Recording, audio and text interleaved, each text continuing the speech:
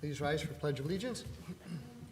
Pledge allegiance to the flag of the United States of America, to the republic for which it stands, one nation, under God, indivisible, with liberty and justice for all. Please remain standing for a moment of silent reflection for our servicemen and women throughout the world, and for those who have passed away in our community, especially Elizabeth Cardamone and Martin Russo. Thank you. Roll call, please. Mr. King? Present. Mr. Schuster? Present. Dr. Rothchild? Here. Mr. McAndrew? Present. Mr. Smurl? Here. Dispense with reading of minutes. Third order, 3A, overtime report for all departments as provided by City Controller received March 3rd, 2025. 3B, correspondence received from City Business Administration on March 5th, 2025 regarding updated payroll preparation tax collections as of February 25th, 2025. 3C, minutes of the Scranton Housing Authority meeting held February 2nd, 2025. Are there any comments on any of the third order items? Yes, I have two comments. So 3A, looking at overtime, just want to point out that Parks and Rec is 43% of their budget within the first 2 months of the year. And then with 3B, you know, the payroll prep tax began in 2022. It's trended above projections every year since it came into effect. That's all. Anyone else? If not, received and filed. Do any council members have any announcements at this time? I just wanted to give a quick mention. I know Councilman Smurl had mentioned him during the time of silence, but Martin Russo, who had passed away 2 days ago, he lived on Delaware Street in Scranton, and he was an LGBTQ advocate that I had known, so I just wanted to mention him as well, and my thoughts are with his family. I'd like to congratulate Attorney Gilbride and his committee for putting on an outstanding parade over the weekend. Extremely well attended. Seemed like it was a great weekend, and appreciate all the effort and time that went into making a great event. Brought a lot of people into the city. So thank you for your efforts. I agree. Thank you for bringing out the parade. I also wanted to make quick mention of it because I wanted to thank the SPD for all of their hard work that day. Seemed like there were a lot of calls and a lot of issues that came up throughout that day, and I know they meet those challenges every year, but I don't know, it seems like a lot this year. I don't know if it was any more than usual, but I appreciate their work in keeping the city safe. And then thank you to DPW for helping with the cleanup after parade day, because I think Monday morning I drove through downtown, and the place looked great. So thank you very much. I guess at this point in time, it's time to talk about the parade. Congratulations, Mr. Gilbride. The day was a success. Thank you for SPD for helping with the parade route. A lot of the officers were out this year, and marking off the parade route was done a little bit different this year, especially along the courts, but it seemed to be a success. It kept cars and vehicles off the parade route and also off the race route, and just happy to report we had more racers this year than last year, even with the high winds and the temperature. Okay, so I would also like to thank the Scranton Police Department, the Fire Department, DPW, and of course Attorney Gilbride for their, as usual, stellar efforts providing safety and service for last week's St. Patrick's Day Parade. That's all I have. Thank you. Thank you. Fourth order, citizen participation. First is Joan Hodowanis.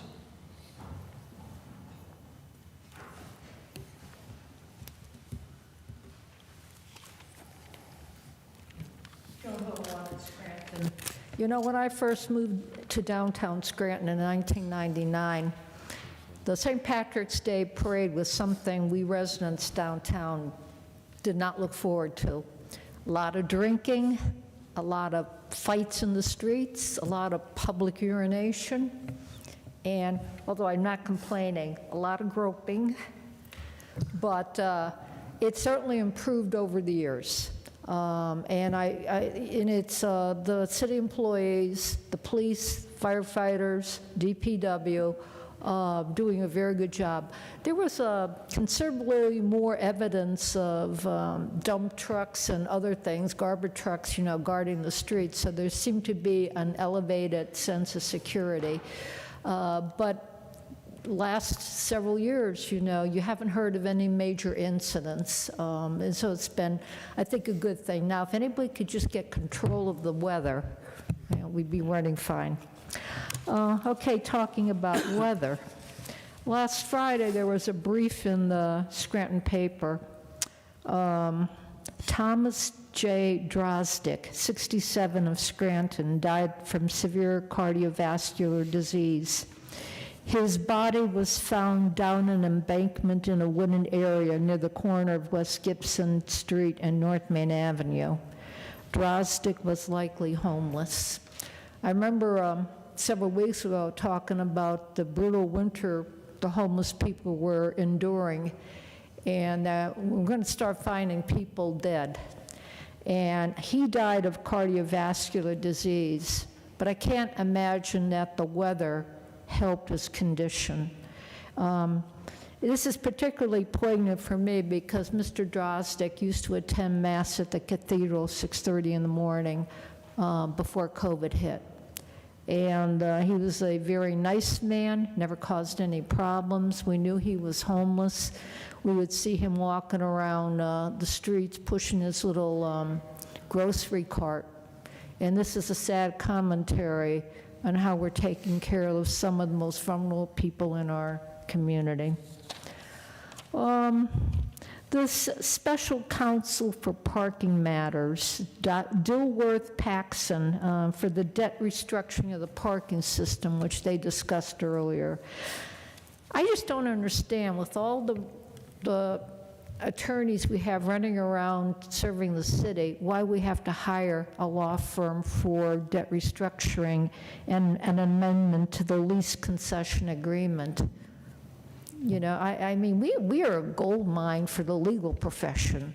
And I couldn't see anywhere in the backup where it was such a specialized area of law that we had to do that, but what do I know? It is very specialized, but Attorney Gilbride will, in fifth order, he'll explain that whole thing. I'm sorry? Attorney Gilbride will explain that whole process because it is a specialized. That item. But we do seem to hire a lot of legal firms for various reasons. And I read the minutes of the Housing Authority, and if you saw it from February 3rd, they had an offer for somebody to buy Park Gardens for $10.5 million. Did you notice the real estate agent's name that was in there? His name was Pat Rogan. Anybody remember Pat Rogan? He used to be a councilman. So there was that there. I had a friend, by the way, who told me that he was trying to get a sticker to update his handicap parking. You have to get a sticker every year. He called City Hall 3 times. No one would return his phone call. Now, this is a systemic problem that I've heard ever since the mayor restricted access to City Hall. She had said, you need to get into City Hall, make an appointment call, someone will call you back, and again and again and again, this does not happen. If you're going to restrict access to City Hall, people need to call back. And there should be an explanation when an employee fails to do that. It's not right for the citizens who are paying taxes, just not right. And my compliments, too, to Attorney Gilbride. It was a really good parade. Thank you. Thank you, Joan. John Thomas?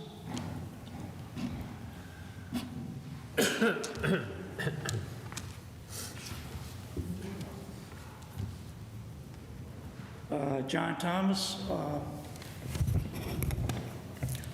Scranton. I have to say about Mayor I'm a terrible speaker. You gotta bear with me. Mayor Cognati, I voted for him in the last election, and I'm very disappointed in her overall performance. And I'm hoping we can get a strong candidate to oppose her in the upcoming election. I don't know where to start now, but I'm going to go off on federal.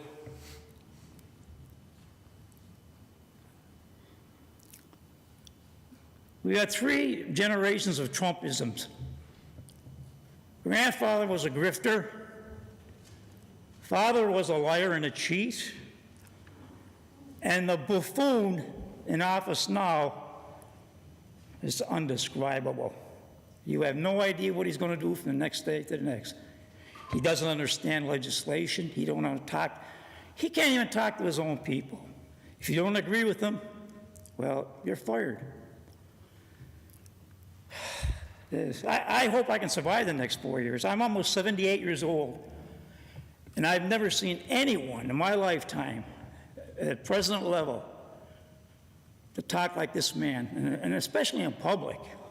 I mean, I got done listening to him after 2019, to be honest with you. Because every other word that comes out of this man's mouth is a lie. He blames everybody else. The other day, he was talking about Obama did something. They asked him a question that had nothing to do with Obama. Oh, Obama did this, we're going to do it right. This and that, and this and that. And anybody that comes to speak in public, don't call yourself a Republican if you support DT. You're a MAGA extremist, okay? Let's get that straight. And Putin is a dictator. Uh-oh. Did I have tight security coming out of here after saying that? Republicans, Liz Cheney, Congresswoman from Wyoming, a Republican. You have former Vice President Mike Pence, a Republican. Adam Kinzinger, Illinois retired congressman, a Republican. And there's a few other ones. I like to say Mitt Romney, former senator of Utah, a Republican. And the 7 Republicans who voted to impeach this man the second time, Republicans with backbones.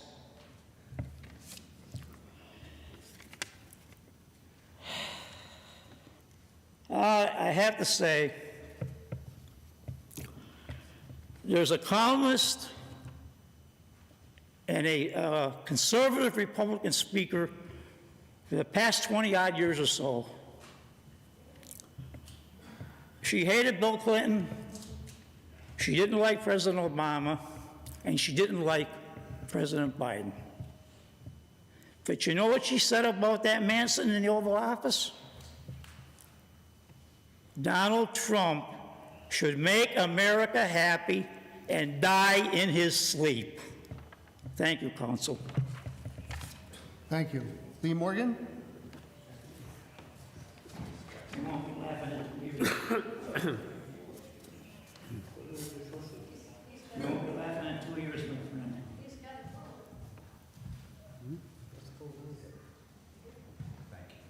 You're welcome. It's the truth. Good evening, Council. Always thankful for free speech. You know, the first thing I have here is today everybody filed their petitions for public office here. We definitely need a big change in Scranton. As I've already acknowledged, I didn't vote for anyone on this council because I really didn't think that you knew what you were doing. Nothing personal. The city's just a complete mess. We've got to do something in this city because we've got to start talking about reality. Okay, like Pennsylvania American Water buying $1 billion worth of assets and having among the most expensive water in the United States of America.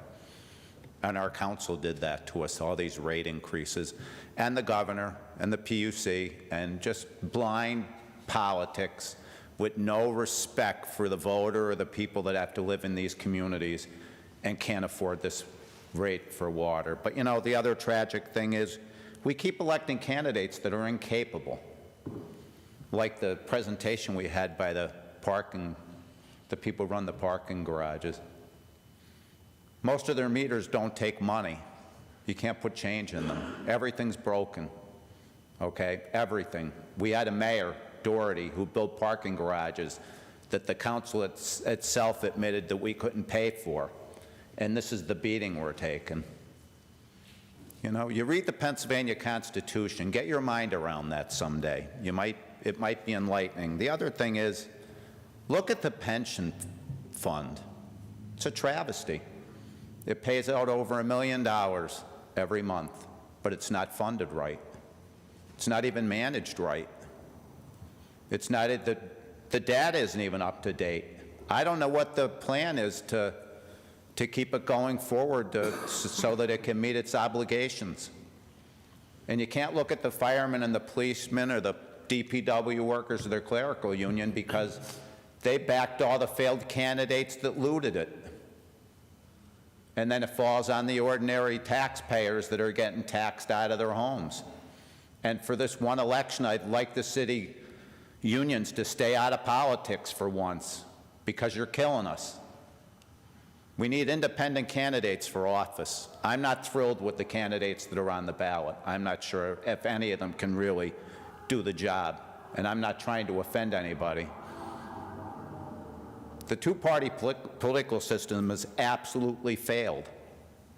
And we've got to realize, you know, you can light Donald Trump on fire, but the majority of Americans want a change in their government. And the new wave Republicans, they aren't Republicans at all. They're Americans that have had their fill of the system. They threw the old guard Republicans out of the Congress and out of the Senate. The vast majority of them are veterans that fought in foreign wars, okay, that have just had it. I don't think there's a real Republican in the whole Republican Party. I think most of them are Democrats and independents that have had it with the system. You represent a system here that doesn't work. You're talking about spending $1 million at Connell Park, and we got homeless people everywhere. It just doesn't make any sense. None of it makes any sense. You've got a licensing and inspections department. Mr. Smurl, you had an investigation. There was an investigation done. I don't hear you talking about it. I think the people have a right to know that the licensing and inspections department is used as a weapon by the political base here. Okay? It's time to face the reality that you're part of the corruption here. All 5 of you, not just one of you, and the mayor. And having a city hall that the residents are locked out of is a joke, okay? And using the court as a weapon against residents, just like the parking thing here. None of their equipment works. You're writing people tickets. Now you're going to put something across their windshield. But the one thing you don't realize, those residents of this city own the street. They were forced into buying parking garages that the Doherty administration wanted, that they knew they couldn't afford.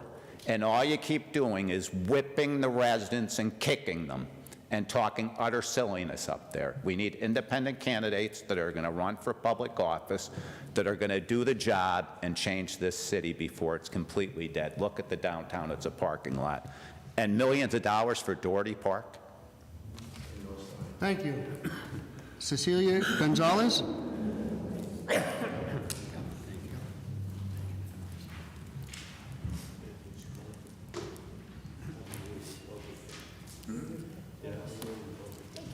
you.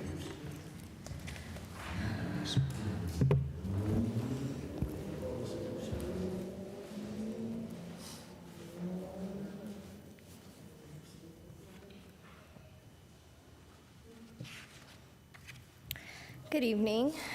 I'm here to shed some light and possibly get some help on a situation that's been occurring to me since changing from apartments at a housing complex in January. Sorry. I've at least 4 times witnessed someone completely naked and expose their bodies from the inside of their apartment, but in the housing complex,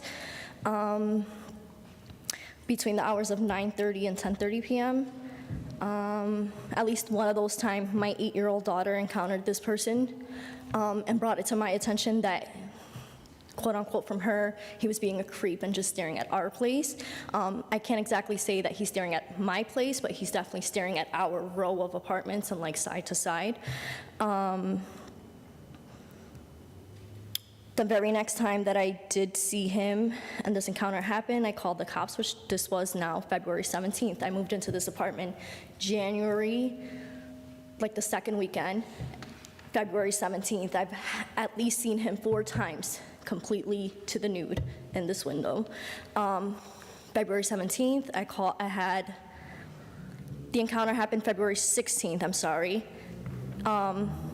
February 17th in the afternoon, once I had someone to come watch my kids, I called Scranton PD, made a report, called housing the next day because they were closed for President's Day, that 17th. And I get people can be nude in their house. I'm not saying he can't, but attached in that file is a picture of his window. The very next day, the blinds are down. Every single time I catch this man naked, the blinds are up. The very next morning, the blinds are down. I have reported it to the SPD, made a report, reported it to the office. Attached is a text from an office staff claiming that they can't do anything because law isn't involved or whatever they're trying to say, which I think it's insane because I have received eviction notice, 10-day eviction notice over a dog, my family members visiting with their dog on the property. So I don't understand how a dog is that big of a deal that I'm in the street in 10 days, but a man, my 8-year-old, can see a man's genitals, and he lives in front of a park. Between our 2 windows, there is a park 5 doors from the bus stop in Townhouse Village Park Apartments, and authorities can't come and remove them from the property, and this office can't remove them from the property. This is bizarre. These pictures are horrific. Mr. Voldenberg, can we? That's what I'm sorry, I don't want to take up your time. I'll speak to this later. Go ahead. No. That's all I have to say. I don't understand why this has to happen, why this private matter has now turned into a televised public matter for me to have like peace with me and my kids. I go to school, I work, I'm a mom to 3. The last of my worries should be there's someone like this living across the window. There has to be something we can do about this.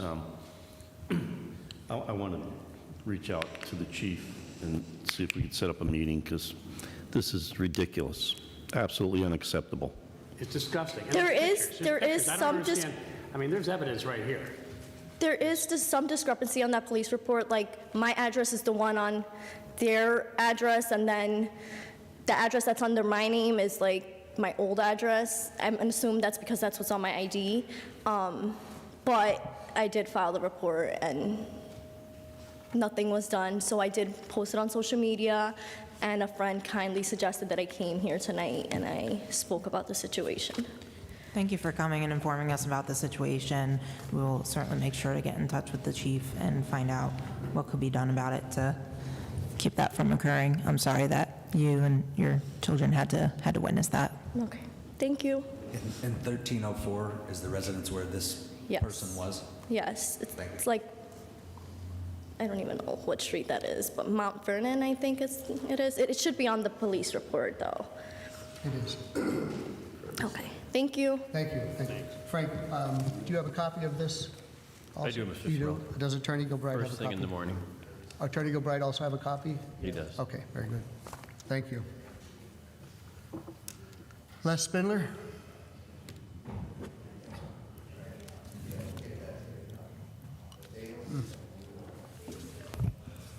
Good evening, Council. Les Spindler.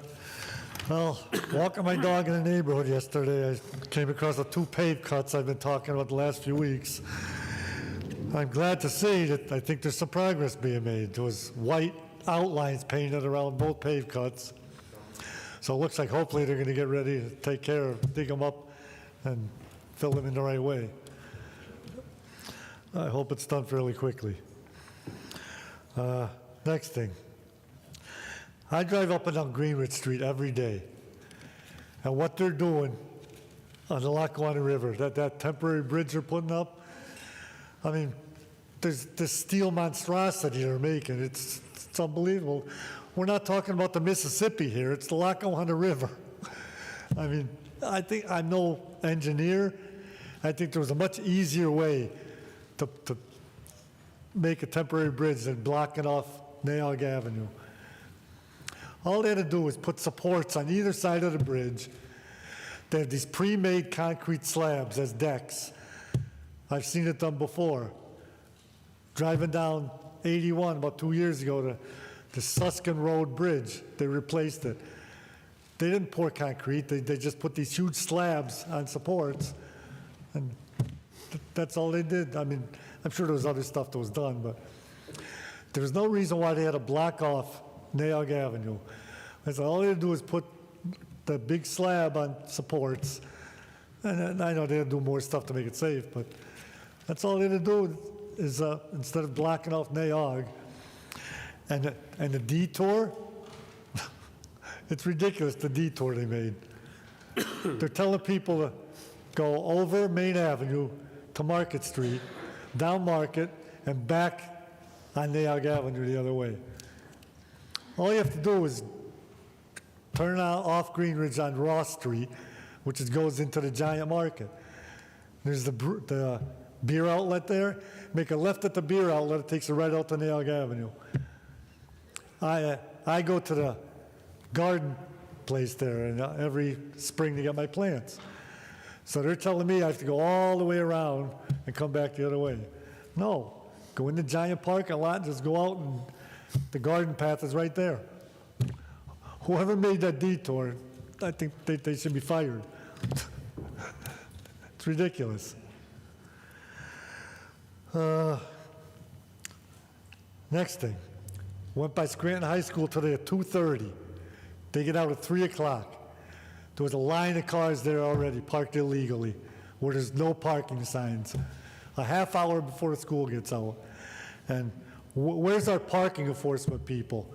You know, where they are in the neighborhood harassing people that if they're parked in the wrong direction. And that happened to me once.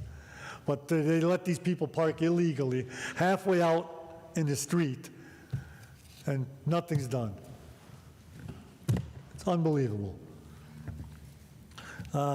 Lastly, 7A, this Rubicon contract.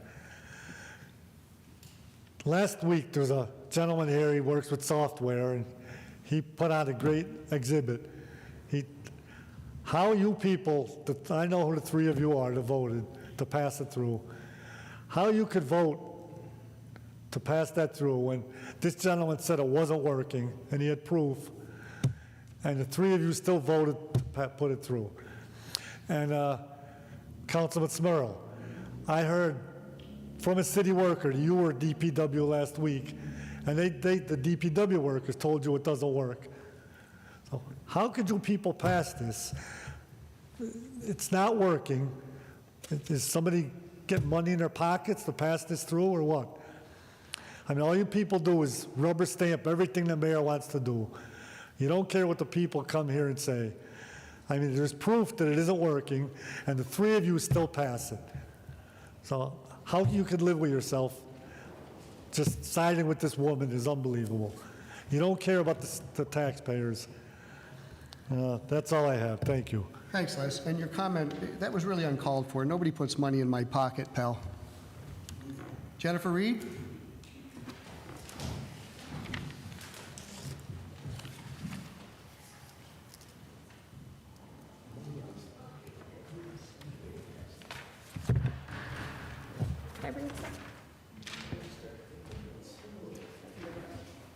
you have one, just one?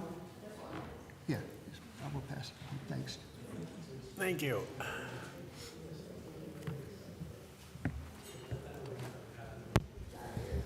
Can you please be quiet? Jennifer Reed, Scranton citizen, homeless advocate, and founder of Feed the Need Scranton. I had other people that were going to come tonight, so hi, Michael and Tama, watching from home. Over the past few months that I have not been able to attend meetings, I still have been watching, and nothing much has changed except for the number of homeless people have gone up. We've had numerous times during the course of the winter where the shelters were not open due to staffing issues. It looks like when the part where just a few cents above minimum wage wasn't even brought up as one of those issues. The pay is certainly not worth the job needing to be done, and I'm almost 100% certain that not one person in this room would do that job overnight with such little pay, and that's embarrassing. I'm grateful for the wonderful woman that runs the Code Blue shelter on the nights that it has been open, which is only nights where the temperature reaches 20 degrees or less. I'm also thankful for Butch of Keystone Mission because the communication is finally refreshing. Dr. Rothchild and Mr. Smurl have gone out with us several times to see what we do and talk to those people that we serve. However, whenever myself or anyone else in my group has asked who else would come out and see the problem in person and understand better, everyone else looks down at their papers or pretends to take notes. I've given up on waiting for a call from the mayor or having her show up either. We're not even remotely acknowledged. Is there a reason for this? Is it too inconvenient? Maybe the weather that these people have to sleep in is just a little too uncomfortable to be out in. And if the people are out there sleeping, we're out there helping. People keep asking about ways to throw out trash without being considered illegal dumping. As shown in the picture that I handed in, I told people to keep their camps clean, and they brought their trash to the pavilion on Olive Street. However, there was still trash in there from last week when I went today, and that picture was taken today. It is time-stamped. I didn't even get my trash picked up this week. I started my group years ago and set out not only to help people get a hot meal and basic necessities that we all take for granted, but also to help them get back on their feet and to figure out where the roadblocks are. And by the way, there are many. I've had nasty comments in my emails, as well as my inboxes on both Facebook and Instagram, death threats, people making jokes about burning down tents with people inside, and that would get rid of the problem. And I also know from watching these meetings live on TV that there are some keyboard warriors right now talking behind the scenes but not showing up. I'm not stopping what I do anytime soon. I've had people supposedly wanting to help me, only to use my hard work and call it their own. I've been sent in a million directions looking for help for people and not even getting a single answer. And I've even been told by the rude lady at CareerLink, people should come down and ask their own questions, when all I asked was, can you get a job if you don't have an address? If I'm having this much trouble in getting the runaround with all of the resources that I have available to me, how do we expect anything to change for those who do not have those same resources? I witnessed on March 6, 2025, more people were being removed from their camps.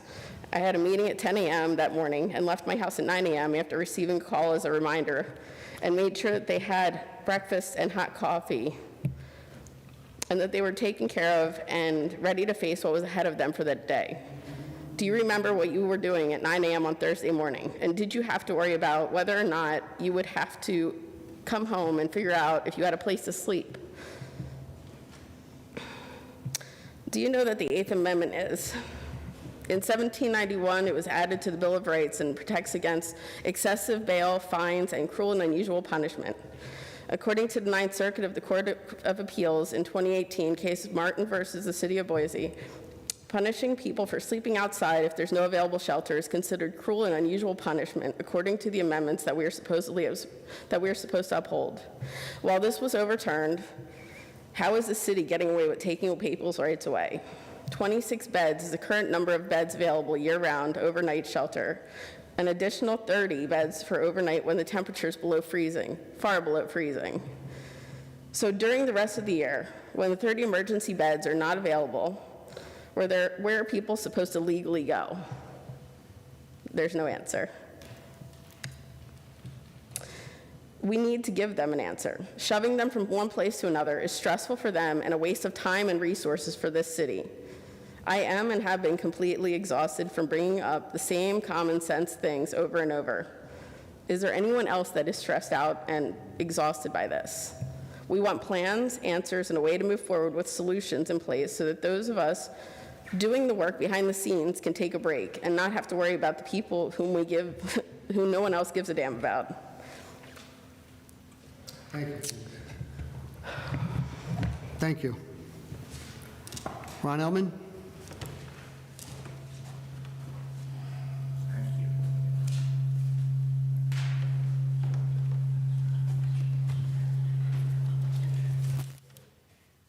Hello, Council. Every time I pass this old bank building on Market in Maine, I wonder when the present owners are going to come to the city wanting some grants for repairs and remodeling and so on. Why can't that building be used like the community building on Capouse? It just sits empty. I pass it every single day.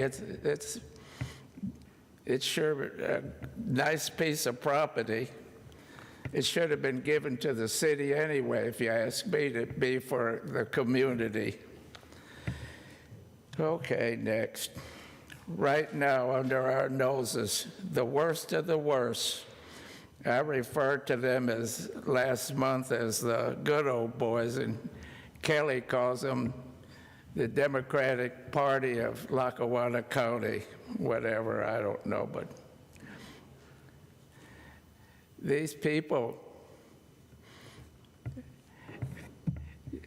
they're using a back door. They are intent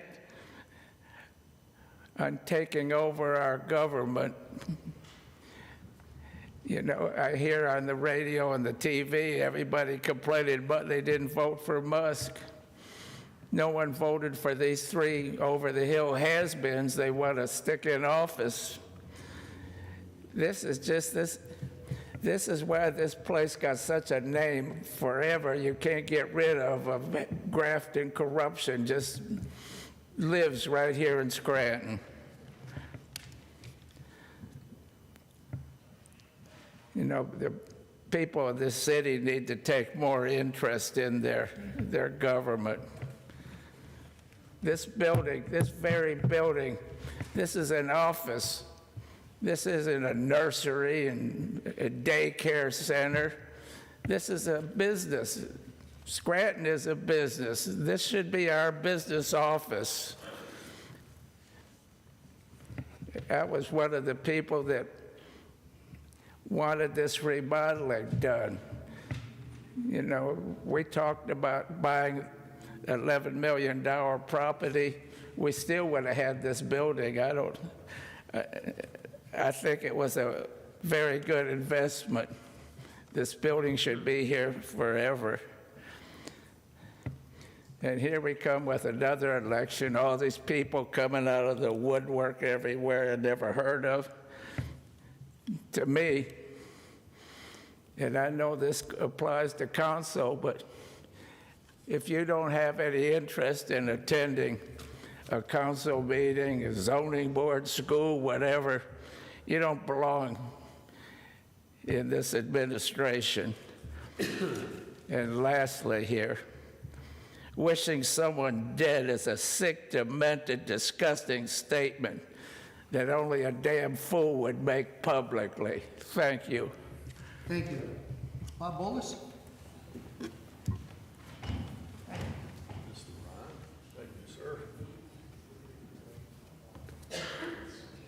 Evening, Council. Bob Ola, Scranton. And E, what part of 10th Street are you purchasing? Is the city buying on 10th Street? Right next to Novembrino Park, the little parking lot there. By next Novembrino to the Park. dentist, yeah. Okay, because our former trucking company, the Bolus Motor Lines, actually was part of that whole area years ago. I was born and raised on 10th Street.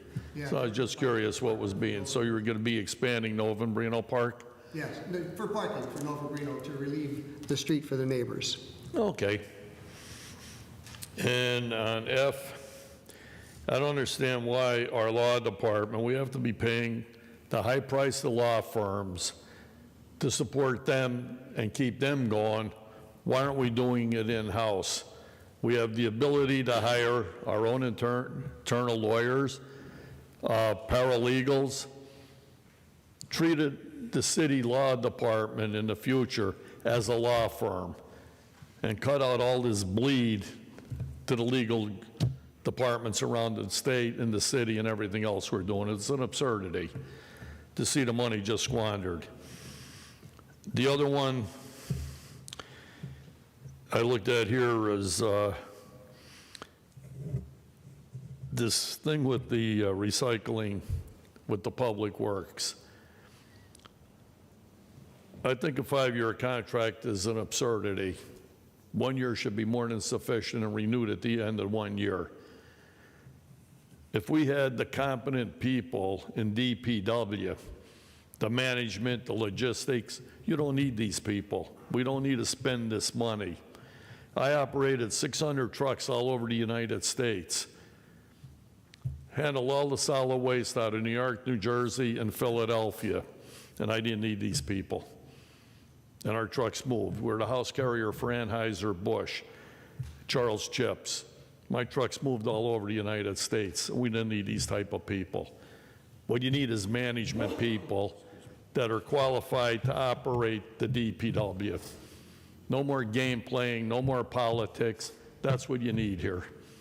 And I think this should be thrown down. It shouldn't be no 5 years. Give them a year. It's a waste of money.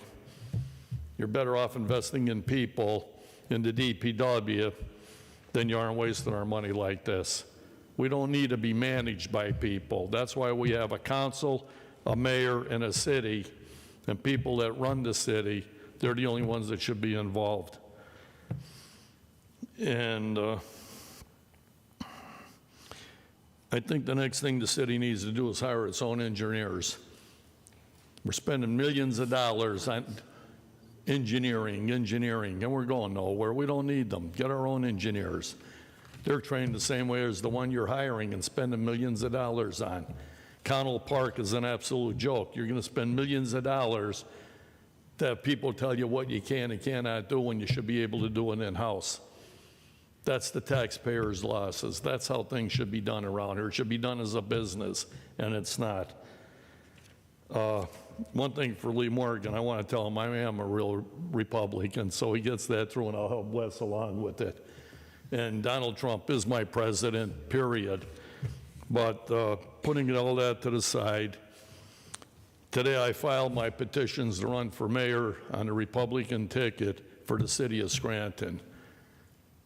People are going to challenge and say, oh, I can't take it. Well, they're in for a hell of a surprise. I'm doing it because I know I could be there at the end. I'm not a bought and paid for politician. I've always been about the people in my city, and my background is well documented on what I've done for the city over the last 30-some years. And I'll take everyone's challenge that I can't take the seat. Well, that's going to change in the next few weeks. What's coming down the pike is not my business. It's none of theirs at this point. They'll get to read it in the paper or see it on TV. I believe that the city is mismanaged. The potholes, beyond that, Naog turned into a mud pond. If I wind up in the city, Naog will be Naog again. What it should have been and should stay, not filling it in with dirt. I have enough volunteer people that I deal with that will clean the mud out of there again and make it the lake it used to be, and that was Lake Lincoln. Bring back the amusement rides, bring back the culture that we had here when we all grew up, each and every one of us, and make Scranton Scranton again. But the first thing I'll do the first day I ever get in office, I could assure you Biden signs will be gone, it'll be Spruce Street and Scranton Expressway again. And we'll change how we live here, not under the political atmosphere that we had, whether we liked it or we didn't. Thank you. Thank you. Lynn Lebrowski?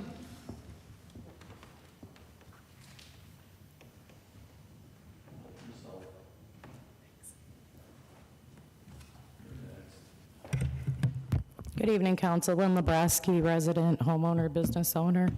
So I also wanted to comment on the parade and congratulate Mr. Gilbride for doing such a great job, and also thank our fire, police, and DPW workers. They did really an amazing job down there this weekend. I know I felt safe anyway, because they were on every corner, so that was good.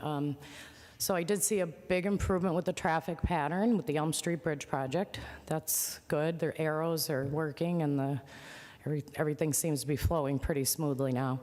I wish it could have been done before the project started. Maybe in the future we could try to make sure that's in place prior to bridges being closed down and stuff like that, because it seemed a little silly to do it after the fact. So another thing is, I did see that the mayor is having a sprucing up Scranton spring cleanup, I believe this Saturday, at the Jackson Street Skate Park, and that's terrific. But we need a lot of cleanups. I know my husband and I participated in quite a few cleanups last year, and a lot of it seems to be back to the way it was. So if we're not going to keep up on trying to eliminate the garbage or keep on top of cleaning up the garbage, then it's not going to look any better.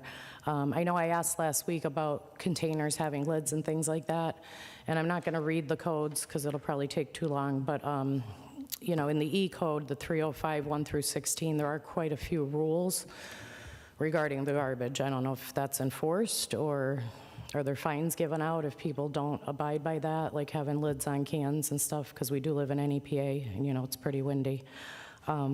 Also, I guess we have an anti-litter account. Anybody know about that? It's in the code. It says that there's an anti-litter account. So I guess money from giving out fines for people littering, whether from their vehicle or on their property, would go into that account to enforce people not trashing our city with garbage. No, nobody knows about it? I don't believe that's what it's for, but All right. I'll check. That's not, yeah, if we could check on that, or I don't know, if I have to do a right to know. But yeah, so coming into City Hall is like Fort Knox. I mean, I had to come down here yesterday to file some paperwork, and it really feels like you're not welcome. You ring the bell, and you're not allowed through the doors. So that just feels, I don't know, like it's not, our tax dollars aren't really being spent on what they're supposed to be being spent on. This is our building. We should have a right to come in here anytime we want. And then when I finally did come into the building, there's just a really eerie feeling, like it's quiet and there's no activity, and it's just kind of weird. But I did request some information that's supposed to be public knowledge, but I was told once again I have to do a right to know. And I don't understand why, if something's public information, why they can't just hand me those records instead of having to do a right to know. Because there's other agencies in the city that you can request that information and just verbally, and they'll email it to you without a problem. But it seems like in City Hall, everything is a right to know, and then you don't oftentimes get information back on that. Code enforcement, it's a joke. They don't enforce the code, so I don't know if, if anybody can look into that, but I know it just seems like certain people have codes enforced on them and other people don't. And as far as, like I said, with the garbage, I don't know if you have any answers later on about what I asked last week, but, and then I don't know if I have to do a right to know. I know the mayor's running for re-election. Are we allowed to find out if she's running for Congress next year? Is that something we can ask? I believe you'd have to ask her. Well, yeah, you can't really get in touch with her. That's kind of difficult. I couldn't tell. But if we're going to elect someone for a 4-year term, I want to make sure they're going to fulfill that 4-year term. And so I know personally, as a business owner and a homeowner, I pay a lot of money in taxes in the city. I just don't feel like personally I'm getting enough bang for my buck, and I think a lot of people in the city would agree with that. So, all right, that's it. Thank you. Have a good Lady, night. if you ask for documentation, anything printed out, that would be a right to know. If you're asking like questions to us, anything we can answer, we would try to answer for you. But Right. if you're looking for an actual document like you're asking for, that is a right to know, and that's just Well, how if it something's reads. supposed to be on file here in City Hall, then I don't know why I wouldn't have the right to look at that file. Why would I have to do a right to know, so then that file could be updated by the time I know, if I even know at all, if that makes sense. I'm sorry. All I know is you asked for documentation, right? And to receive. But I asked to see documentation, Okay, well, like right then and there, not 5 days or 30 days. yeah, or I don't know what you're looking for, or if it was available at that point. I don't know any of that. I wasn't there, so. Well, it's documentation that's supposed to be public information, so, okay. But thank you. Thank you. Have a good night.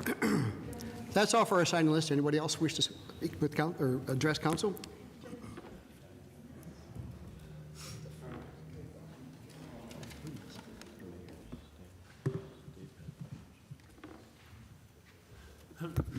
Good evening, Council. Tom Coyne-Manuka. Since we're getting close at this point, since it's 6 months left until that September opening of Naog Park, for all the pools being open as of September, do we have any idea what the funding is at this point on it? Because we are well aware that it fell through, that they put through a request for $1 million through the horse racing gambling fund to get $1 million towards the project. That we had $3 million, I think, from ARPA funds, and the other $3 million were up in the air, and we were looking for magical fairies from nonprofits and businesses to donate to the city to actually take care of the funding that was supposed to be there in the first place for the 2.5 years that this project didn't go forward until it was finally called that it should go forward. Do we have any idea how much we've secured towards the total of Naog Park at this point? And if not, can we get the actual numbers of how much of that deficit we're secured and how much we're actually short? Can we also get a copy of the contract for the lights being put up in Naog Park? It would be nice to have the public information of the amount of money that was spent for the putting up the Christmas lights that never came through here. I'd like to see who signed that, who authorized it, where it went through. Because obviously we saw when it was bid out, the bids went out, the bids were open, the bids were read by the city, and then the bids were ignored and it was just handed out like candy without coming through this body. So it would be nice to actually see that contract and what's included in it, which should have been here as part of documentation for it to be approved in the first place. Moving on to trash. I know the mayor said they were looking at different recycling companies, and I'm not sure there has actually been a bid out there for different recycling companies. But with that 85% of the trash, of the recycling going from the recycling facility directly over to the landfill at $120 a ton, the current amount that we have spent and thrown away into that dump by not addressing that is $44,664.50. We're 18 months out on that since it first came across. We can't find a solution in 18 months. 18 weeks. 18 weeks. We can't find a solution, yet we still continue to throw money at it at $1,900 a week. When do we stop this? When it hits $100,000? when it hits $200,000? When do we finally address it and look for, why don't we have, if we're looking for people to do recycling, why don't we have bids before us? Who's dealing with it? When is this going to happen? And if there's a negotiation that's going to happen with the recycling center, why is no one talking about it? Are we just going to continue to dump money and ignore it? And last, Rubicon. They've had 3 years. They promised $1 million. They promised us a great new fantastic system. Last week, Mr. King asked whether or not the original contract had in it an extension of a year to year.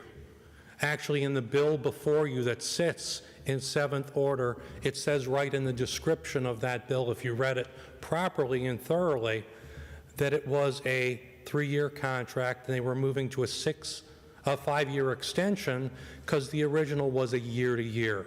It was right in the documentation that at the end of it in December, we could renew year to year.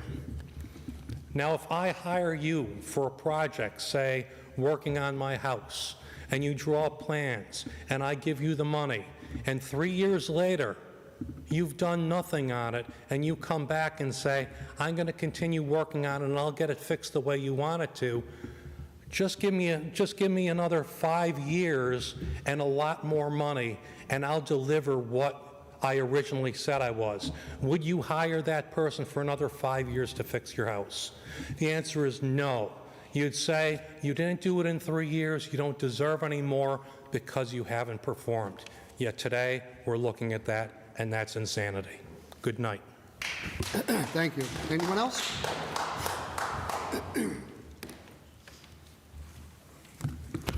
Virgil Argenta, Scranton. 5B, is Mr. Hanley also on the Scranton Housing Authority Board? How many boards can one serve on effectively?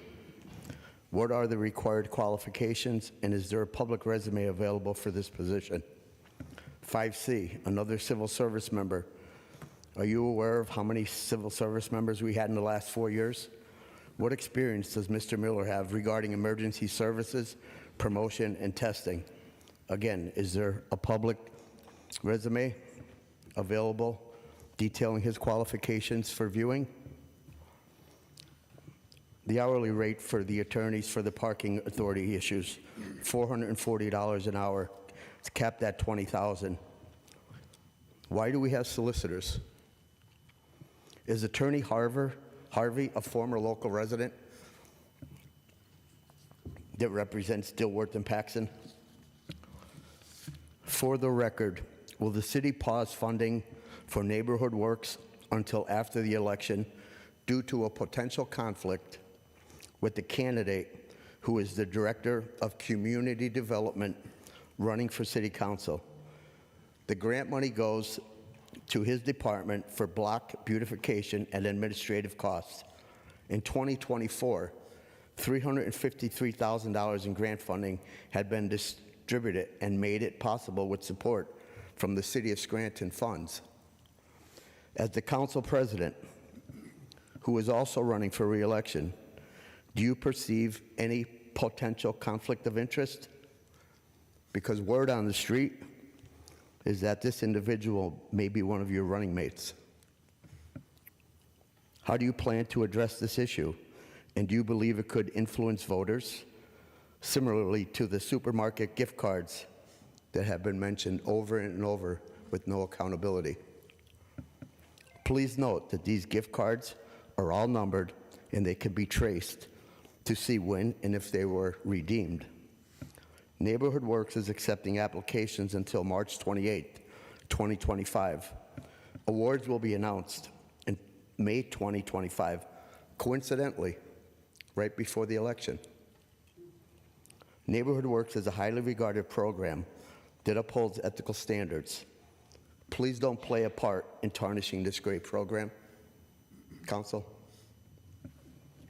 For the record, the parade day, per police reports, was labeled one of the worst, if not the worst.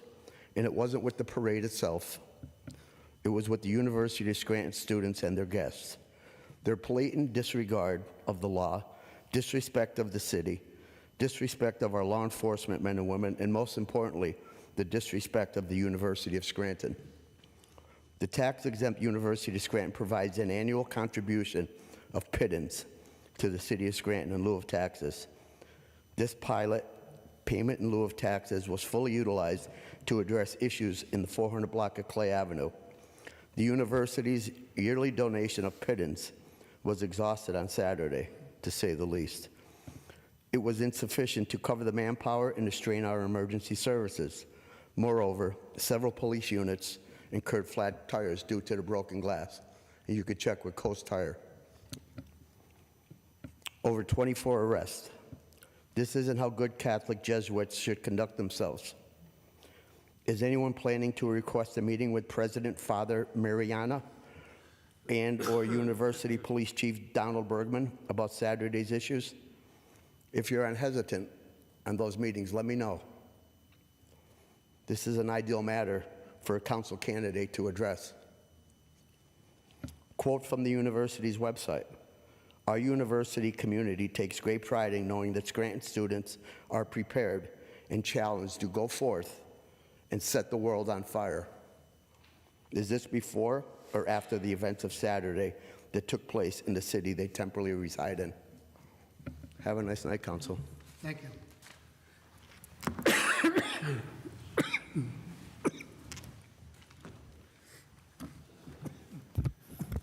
Good evening, Council. Mike Mancini, Scranton. Prayers to the police officer that was involved in an accident today on Kaiser Avenue. The airbags were deployed. I spoke with Officer Troutman just now. One of our finest will be okay.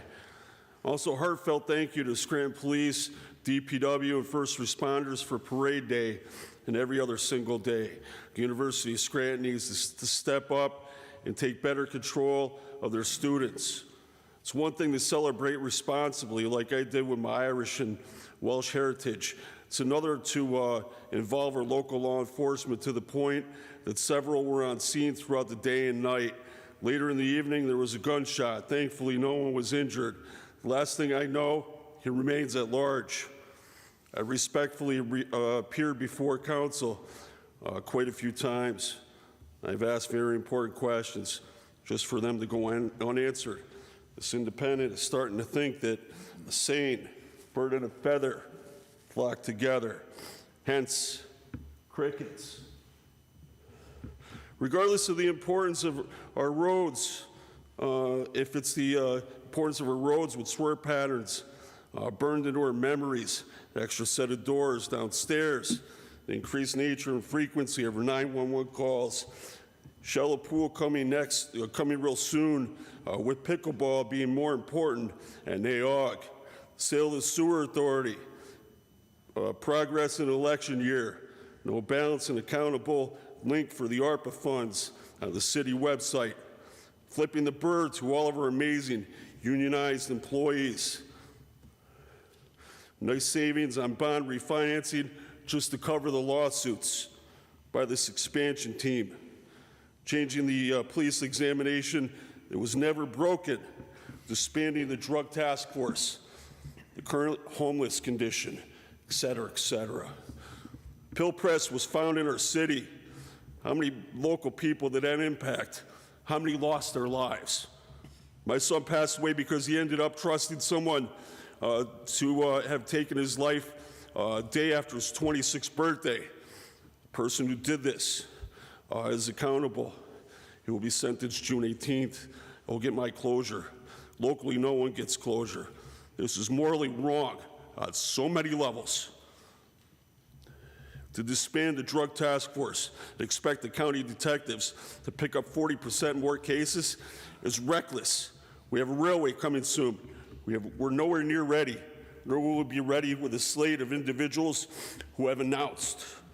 On one side, we have Puddle Pool Page, thinks it's okay to future pickleball courts over a deep pool at NAOG with diving boards. 7 years, families have missed memories because someone who doesn't care. You know who else doesn't care? Unclean Gene Barrett. He was the director of the Scranton Sewer Authority when it was sold. Where was he? Where is he? He knows where this is at. knows counsel. The only reason why he has appeared is because I keep mentioning the sewer authority sale. I was told by someone that people don't care about that. I think so. Millions of questionable dollars are spent on 51 attorneys. I hope they start practicing karaoke. Somebody's going to be singing at the beginning of 2026. The good people of Scranton have their way. After my son's passing, so many amazing people have reached out to me. I'm so humbled by it. The city is very special to me. My son never would have wanted to come home to our current climate. Tomorrow, I will pick up the necessary documents to start the process to run for mayor for our beautiful city of Scranton. I feel as if no one else is more inclined to make better decisions for the good people of Scranton. When you set the narrative, you know or can get the answers. I'm not going anywhere.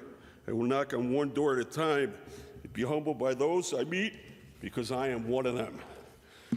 Day one, I will be like John Taffer from Bar Rescue. I will rip off the extra set of doors. I will bust open the books, and I will have the city of Scranton, the electric city, shining bright once again. Because change is coming. It's inevitable. No one could do this better than someone who cares, someone without those strings. And on day one, all those problems that we've had in the past with the corruption, all the people looking for handouts, and the careless contracts that we put out, like Rubicon, they're all gone. And for two of you, it will be an honor to serve with you. Good evening, Council. Anyone else?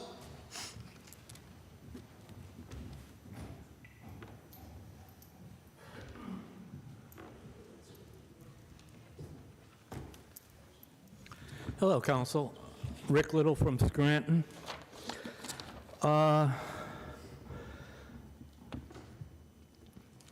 like to talk about basic civics of democracy locally. The way I see it, we saved our republic with the last presidential election, but everybody's freaking out because it's been the same for so long.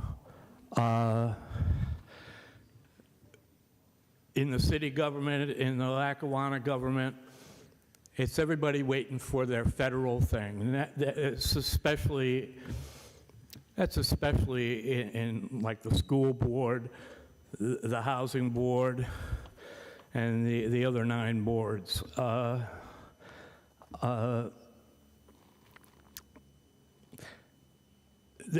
Everybody talks about transparency, but last Friday on the website for Lackawanna County, they still had Matt Cartwright as the 8th District Congressman.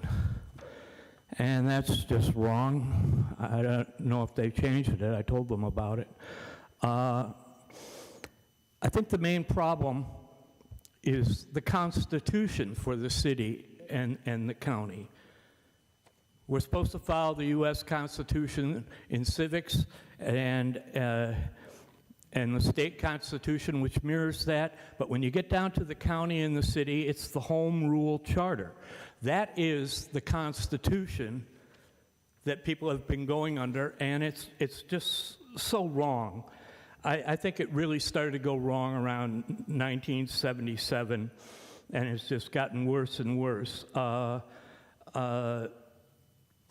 I mean, HUD, SHA was talking about, oh, they're going to get a consultant, and I went to the meeting, and they had to amend their minutes on the consultant. Everything is with a consultant or a study committee, but this is all just keeping people away from the information that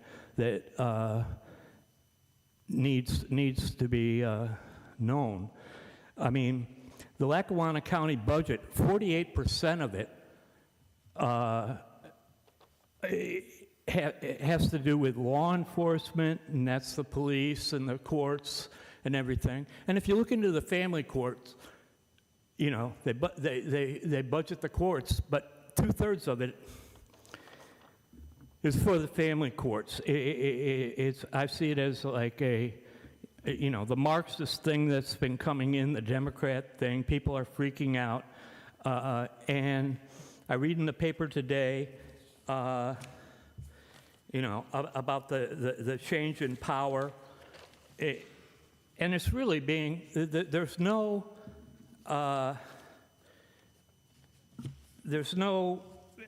they're just talking about things most people don't even understand. And that is, Democrats resubmit same 3 potential candidates. This is taxation without representation. We voted on stuff. We got 3 people that constitute the legislature and the executive for all of Lackawanna County, but then it goes to the Court of Common Pleas judges. And it's just crazy when you look how much these judges are paid. They're paid a couple thousand more than judges in Philly are paid.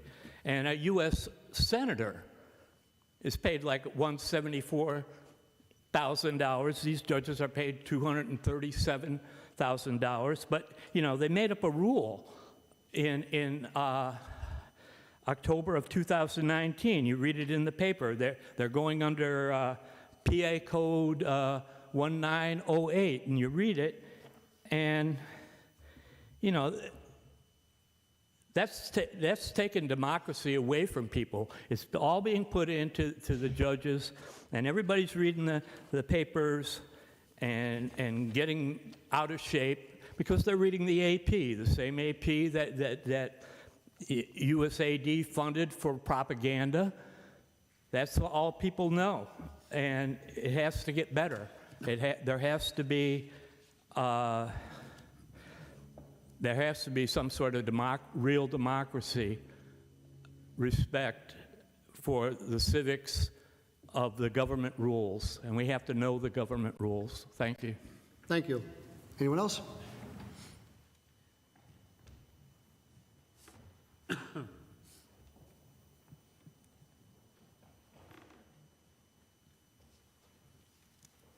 Good evening, Marie Schumacher. Do you know whether or not the DPW did the cleanup after the parade, or was that contracted out to somebody? I don't know of any contracts. I know our DPW was out. I don't know of any other contract. Okay, because it was really I was impressed with how fast they got it back to normal, so. Now, a while back, you all voted to put a light behind, I don't know what you call them, but the end of the lookout on 307. And it never happened. And I mean, we all knew that it wasn't going to stop anything, but I'm pretty sure it would have cut back the damage done to the place, because people do go up and down and might call the police, for Pete's sake. But so, may I have these? Here. Could you get to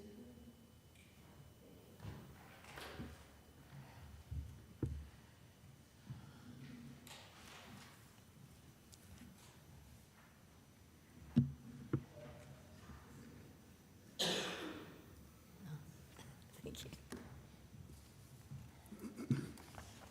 So is this current? Yes, it is. I mean, before the winter, I brought it to our school, and the masonry class was going to take it on as a project, and I was told by the city, well, slow down, wait a second, we'll take a look at it, and we'll probably take care of it. Yeah. I didn't realize nothing. You got to agree, it's beautiful, right? I thought it was taken care of, sorry. So what are we going to do? Can we check it out, please, to see why nothing's been done? I mean, it's pathetic. Students were prepared to do it before the winter, so it's probably worse now because of the winter and the elements. So what happens, something, or do we I just don't know what leave it happened. like that?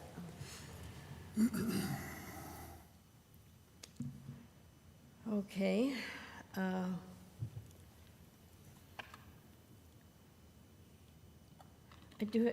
You're talking about making the city look better. And I went to the council, or the commissioners of the county and ask them to do something about that wall that goes from the Radisson down to the next building on Lackawanna Avenue, because that is not very inviting. As a matter of fact, probably would want to go across the street for fear if you go down there, it might fall down on you. It needs to be taken down and redone. And they said, yeah, that they were meeting with the mayor. Now, do you know, has the mayor communicated with you at all? Marie, the only thing I know about that wall is that was included in a project, and they were waiting for approval from PennDOT, but they tried to separate that wall so they could do that wall before the entire project. That's the last I know of. Well, could you find out, because that does not invite you to the city, I can tell you that. Okay, well, thank you. And how many pilots do we have? Do you have? It was a little bit over 1,000. Over 1,000? And how much in dollars and cents? I couldn't tell you, I don't have the information. Oh, okay, just wondering, curious. Okay, thank you. Mr. Voldenberg, can we look at, can we ask the administration where we're at on the Lackawanna project? I know there was 2 projects, grant funding was available, one for the wall, one for the road. If we could just get an update on where we're at with that. I will, sir. Thank you very much. Good evening, Council. Dave Dodson, resident of Scranton. Next time on the PUC, I mentioned this last week, I hope to stay on it. We need to tag team between council and the mayor, and I think it's about time we tighten up on this, because my gas bill was, about $120 more, up to $430 with modern windows and the works, and it's immoral.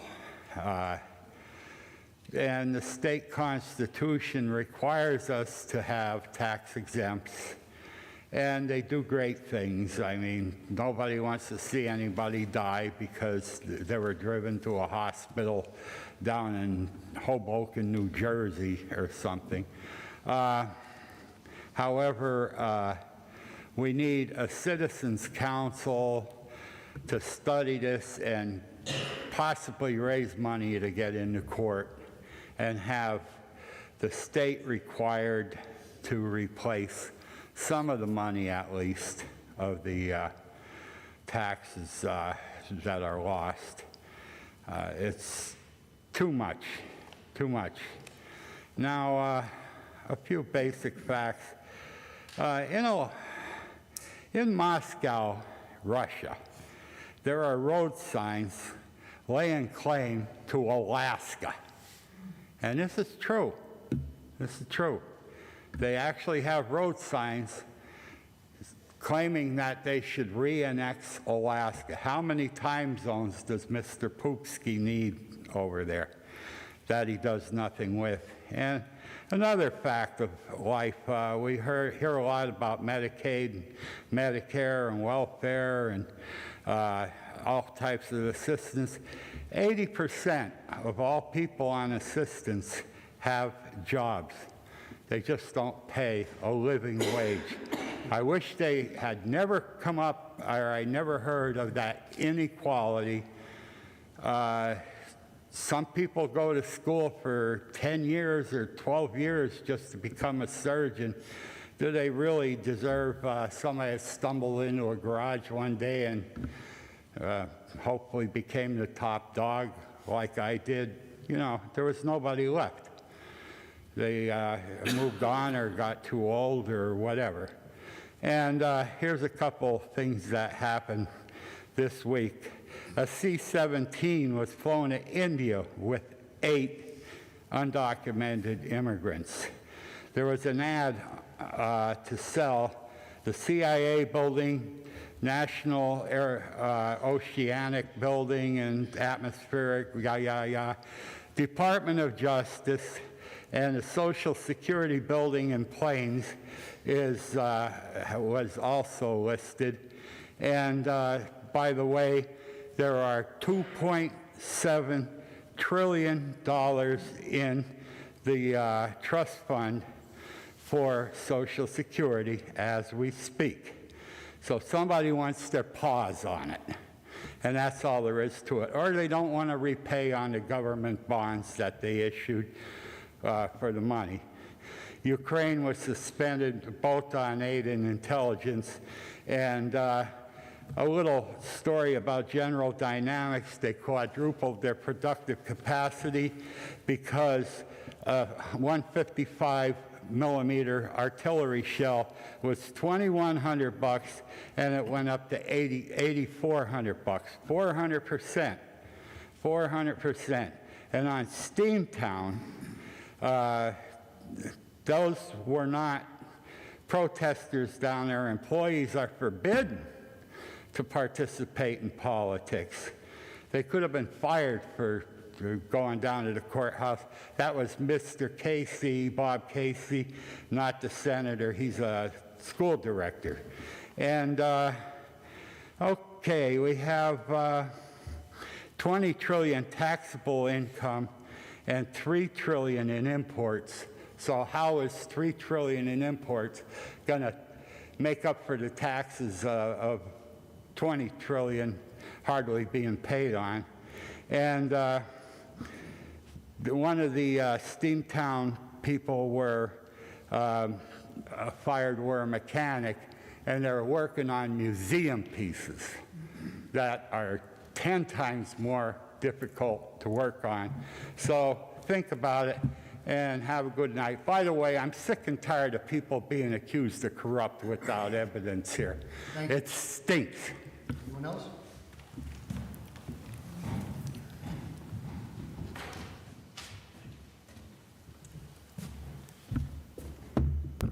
Good evening, Council. My name is Bailey Smurl. You probably remember me from last week. I am a Scranton resident. I'm also a technology consultant, software developer. I wanted to share some additional observations that I think are crucial on the Rubicon routeware situation. You could, of course, choose to accept my perspective or not, but I just want to get my thoughts out there. So first of all, regarding pricing and financials, on February 25th at the caucus, the IT director emphasized a supposed discount, noting that the first-year software fee of about $33,805 was lower than our previous costs.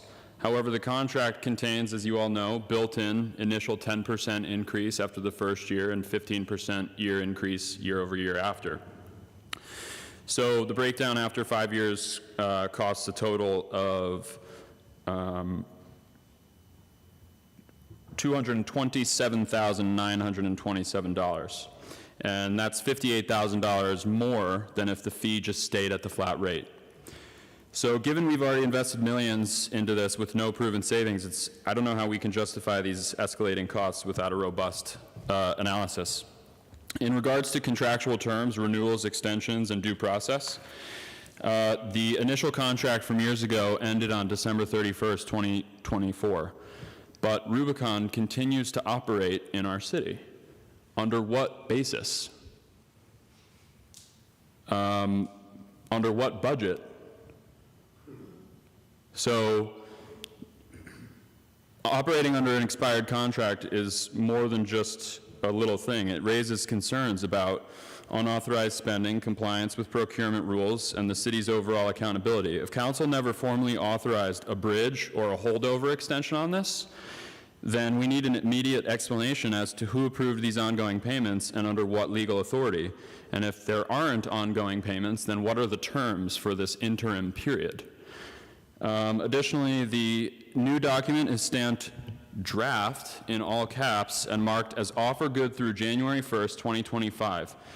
Well, as of today, March 11th, 2025, that date is obviously invalid, which from a legal perspective, I think would call the entire contract's enforceability into question. So if the good until date has passed, the contract is arguably void or unenforceable as it is written. Even if the city attempts to sign it now, any future legal dispute could leave us exposed because the vendor or a court might argue that this was never a valid contract in the first place. We also need to consider how the purported exit clauses or other provisions would hold up if the entire agreement of the framework is anchored to a date that has already expired. I want to also address some comments last week to different council members. So first, in response to Councilman King, last week you noted that although there's an exit clause if Rubicon fails to perform, we haven't seen enough proof of its performance. You also said you wanted answers before we move forward, yet the process continues. If we don't have concrete metrics like whether the software reliably detects when a truck is full, how could we ever prove failure to perform in court if we needed to? In regards to Councilwoman Rothchild, you acknowledged barriers to switching software vendors, but I respectfully disagree with you that continuing with Rubicon is our only option because the switch might be more costly. Switching or developing in-house can definitely be expensive, but continuing to fund software with no demonstrated ROI is also expensive. And we've already poured a lot of money into this, and the projected $395,000 per year in savings is still nowhere to be found. We have no robust before and after data about reduced overtime, fewer fines, or lower maintenance costs, and I honestly think that that's unacceptable if we're signing on for a 5-year contract. We haven't seen a thorough cost-benefit analysis of other solutions, and you've mentioned a need for more data on performance metrics and exit clauses, yet here we are prepared to vote. I think we really should try and get these details ironed out. I don't think there should be one thing up in the air if we're going to be voting on something like this. In regards to what you said last week, Councilman Smurl, you said we've already poured money into Rubicon and that it's starting to work. With respect, that is like the sunken cost fallacy. Previous investments don't justify pressing forward without tangible proof of savings. You talked about repeated issues with turn by return, where drivers deviate to collect missed pickups and the system constantly resets, causing delays and overtime. And if the software can't handle routine deviations, we have to ask, is it truly optimizing anything? I'm out of time here, but I have a little bit more on this. If anybody wants to talk about it, of course, I'm happy to chat. But yeah, I just think 3 years, no hard data, price escalations, and contractual concerns with the details. A lot of red flags. Thank you. Anyone else? Mr. Voldenberg, can we ask the administration, so we were presented that we were going to have initially we were presented with, we were going to have a possible software update that we were going to purchase, but can we ask if in fact Rubicon is still operating in the city? Because I was under the impression that we were operating software that we already purchased with the possibility of an update. I'll ask that question. Thank you.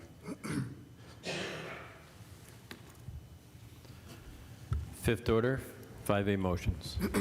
Mr. King, do you have any motions or comments? Mr. Voldenberg, can we get an update on the funding for Phase 2 for the pool at NAOG? I believe there was an expectation that the 8-lane pool would be done this year. That was going to be the second phase, but I know that they're moving forward with the zero-entry pool and the splash pad, which was the first phase. But I'm wondering about the funding. I know that they've applied for some additional funding for the 8-lane pool. I will, Mr. King. And also code enforcement records. I was wondering if we can get an update on, like, just maybe back a couple months of how many, citations have been ordered or issued, paid, fines, just an update for council over the last few months. I will, sir. I think that's all I have. Thank you. Thank you, Mr. King. Mr. Schuster, do you have any motions or comments? Yes, I have a few. Thank you, Mr. King, for asking for that update on Phase 2. I know with Phase 1, some of the infrastructure for Phase 2 is going to go in, but I'm curious to see what that update would be. Mr. Voldenberg, could we also get an update on the recycling bids? Within the last 3 weeks, I received an answer that we would be looking to put a recycling bid together, so if we could just get an update. I'll make note of that. Thank you very much. In regard to Marie with the tax-exempt properties, there's over 1,000. There's about 1,600 on the list, but that's not 1,600 individual tax-exempt entities. A lot of those, there may be 500 properties for the University of Scranton. Some of those are disabled veterans. A lot of them are churches, schools, et cetera. So it's not 1,600 individual. After I stated that, I didn't want everybody to be under the impression that there were 1,600 individual properties or over 1,000 individual properties. I had some questions last week. We discussed the amount of refuse trucks that had scales on them. So we do have 15 refuse trucks at this point in time. 9 of them have scales. I believe half of that 9 was probably installed on those trucks in the last 2 years. And we have 2 new trucks coming in April. They will also have scales. So 15 trucks in total. 9 currently have the scales to determine where they're at in regard to weight. I asked about an update with the pave cut. As of January, the administration has decided to go in a new direction with our pave cuts. They have negotiated with the union that those pave cut inspectors are now out of the contract, and they're going to be using a company for pave cuts. So I got an answer on this. For routine pre-scheduled work, the utility company is going to submit a permit and notify the inspection firm before the work begins. An inspector is going to be present on site for most of the work, documenting the progress through the field reports and through photos. The information is uploaded to the permit on OpenGov. If any compliance issues of restoration arise, the inspector directly contacts the designated city point of contact. For emergency work, the utility company must submit a permit within 24 hours for the next business day. DPW is open and notified of the inspection firm and the excavation. These inspections may not always be conducted in real time, the administration stated, but field reports, photos, and documentation of issues follow the same process of routine inspections, and it's on OpenGov. So this was the process that was given to us by the administration. It's only 2 months into their new process, so we shall see how it goes. I'll remain on top of this. I asked some questions about the fire department and when we're called out of the city. And the answer that I got was that Chief John Judge can discuss these matters at a caucus on April 15th. So Chief Judge will be in on April 15th. I have several more.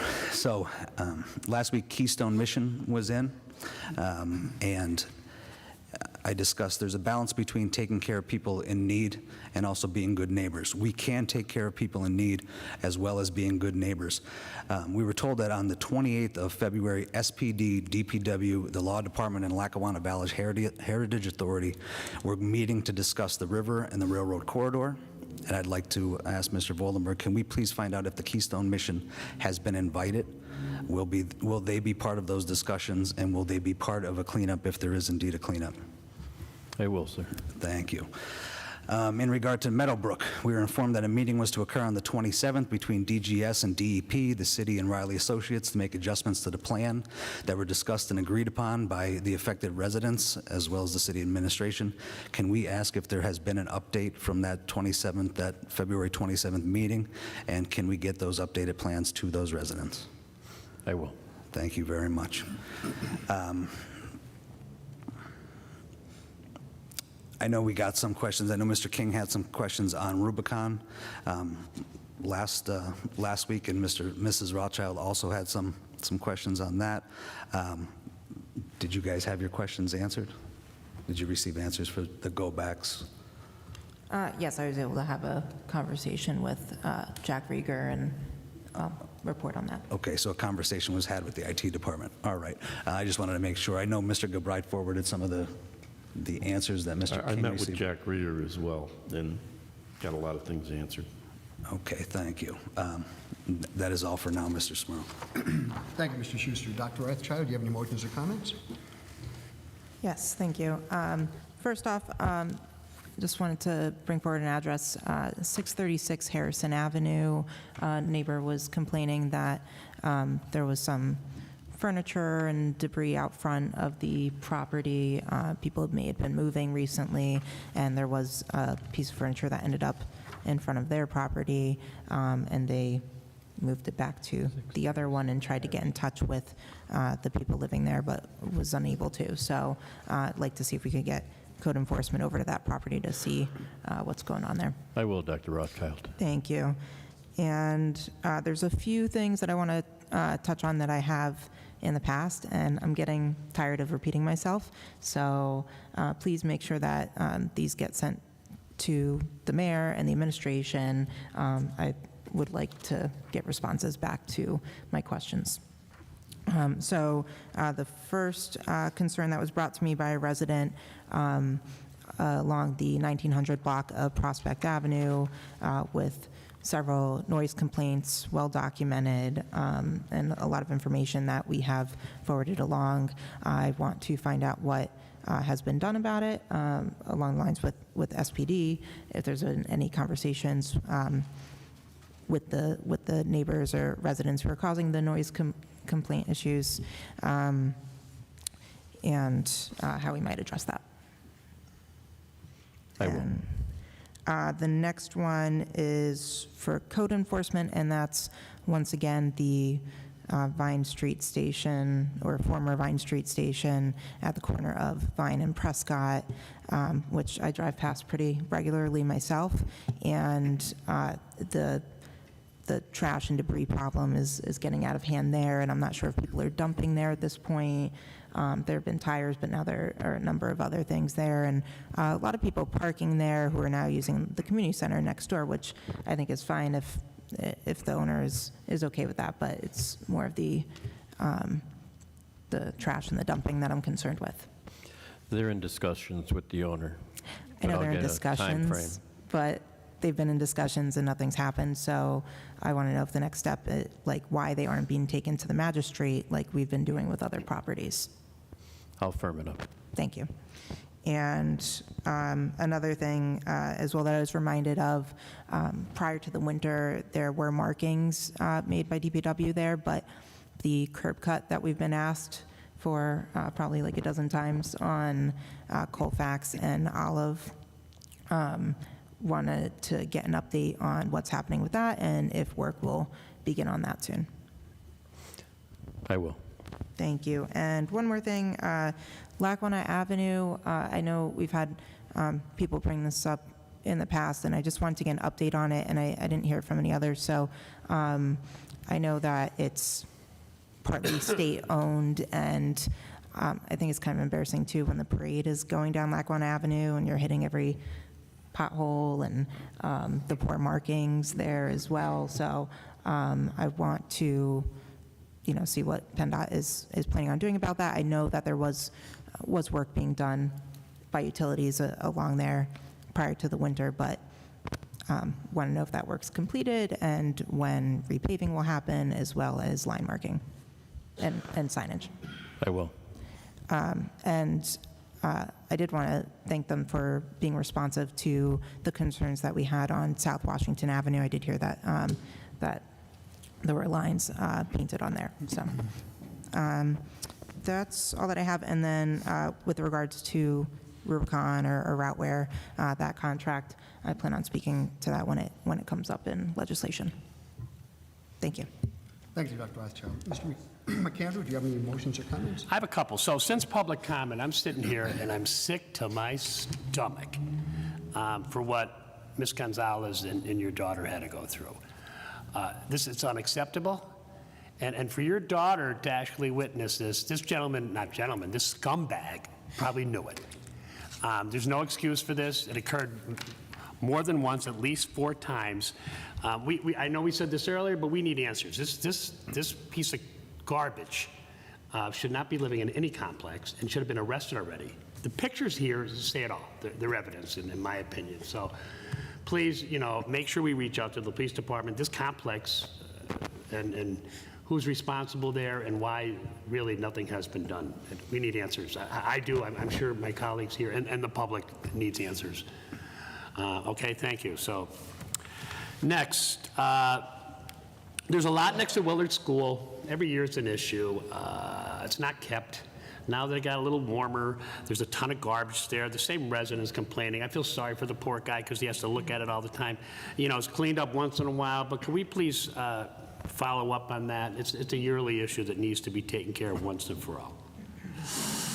So the bidding for recycling, this all stems from commingling and the ability that they want to, you know, the landfill doesn't want to deal with it or want to charge more because China doesn't do it anymore for us like they used to. So, you know, 18 weeks is a couple months. We're waiting to hear what the plan is. Initially, I brought it up. I think most of us brought it up, and we were told there'll be discussion. Well, I think discussion should have been had by now, and then now the decision was, hey, well, we'll put recycling out to bid. I mean, I made a suggestion right from the start that, you know, okay, if the co-mingling of plastic and bottles is the issue, which is producing more cost for us and all of you, why not have an extra pickup, just another rotation? You know, you got paper one week, you got plastic the next week, and then glass the next week, at least until they figure this out. I recommended it on deaf ears. So now we're paying $44,000. Maybe we didn't have to do that. Now we're going to wait for, you know, keep waiting to hear about, we're going to put out bids, or the administration is recycling. But this is another example of just, you know, the slow process and the lack of transparency when we ask a question and we think it's being done, like this wall here. It'll be taken care of. So when we hear that, we actually believe it. I don't believe it anymore. I don't believe it as much. So that's an issue that we need some more answers for. And let's see here. So I asked multiple questions, multiple weeks, with regards to the fire department with the reciprocal services that exist. I asked if they're in writing somewhere with all the the surrounding boroughs when the fire department goes on a call. We're told it's in writing, it's an agreement forever. But like I said, I still have issue with it because when our brave firefighters are outside of the city, we want to help them, but what happens here? What about our own? Are we staffed enough? We never got all these answers. All the questions I asked, then we finally get an answer weeks later that, well, we'll have to have a discussion. So now what I've got from last week is Councilman McAndrew asked, of course, all these questions, and now please be advised that there'll be a caucus with the Chief Judge scheduled for April 15th to address all our questions. So I look very much forward to that. And Rubicon, I'll deal with that in fifth order. That's beating a dead dog there. But that was addressed, and I think that's all I have. Thank you. Thank you, Mr. McAndrew. So, before we proceed on to fifth order, Attorney Gilbride, will you inform everyone about the reason we need legal counsel and what it's all about on item 5F?